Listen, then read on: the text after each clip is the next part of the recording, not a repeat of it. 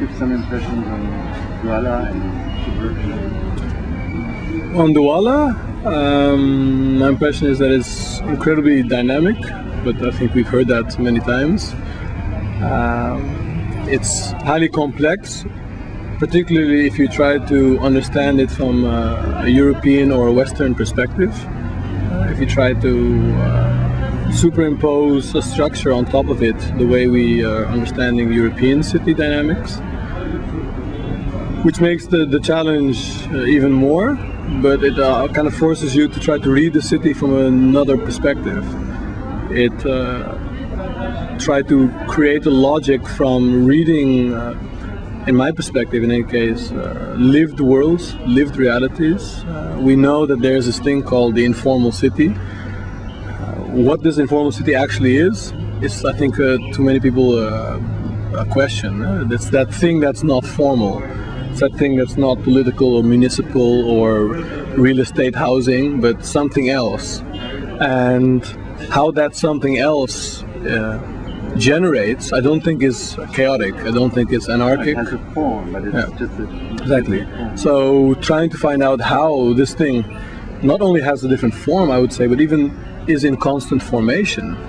It's constantly reforming itself. It's constantly evolving, basing itself on economic structures that allow itself to respond to.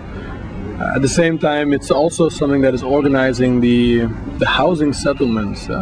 From the last 4 or 5 days here, my personal intuitive reflections are that when there is a primary structure, infrastructure, following that will come some form of settlement, whether they have been displaced themselves, as one that we met yesterday, or whether they are coming in from the villages, that they start with a very desolate state of affairs, but in time orient all of their activities towards the primary structure, infrastructure, and given a few years you see the small microeconomies emerging, and before you know it you have a linear market. So we see the spaces of the city that have this intense market, and we have some that don't have it.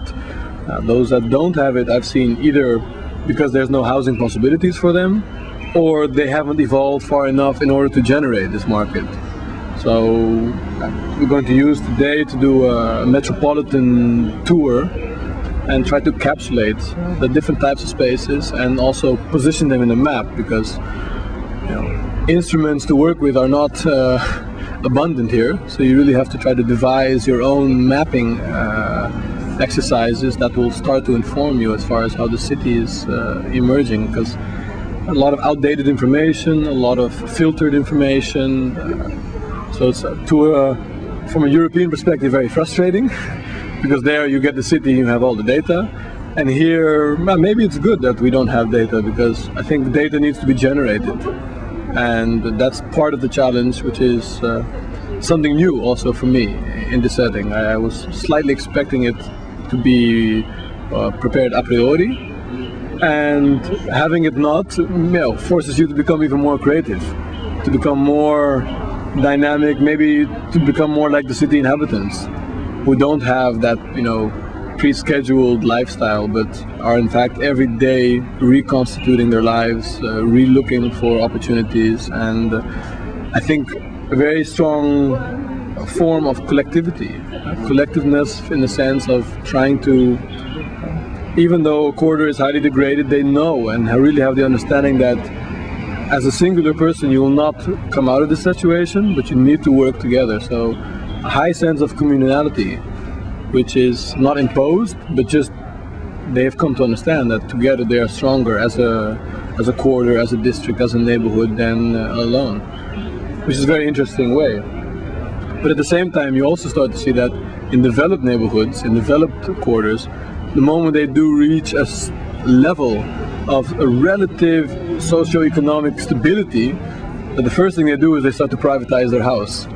Then the fence will start to come, and then you see the European model suddenly coming back here, and you think, okay, what happened to all of this kind of open publicness? Suddenly they're like, okay, it's me, and now I have material, and now I have economic assets, and now I have value. They want to hold on to that value, which is a bit of a dangerous switching point. which may bring the city into some sense of fragmentation, you know, from gated-like communities in effect. I don't know, but studying these tendencies and studying these trajectories, at least we can start to find not so much a vision, but in any case ways of looking, ways of comprehending, ways of understanding what is happening, and trying to see how certain structures can facilitate, maybe not even the word, but to provoke forms of urban regeneration.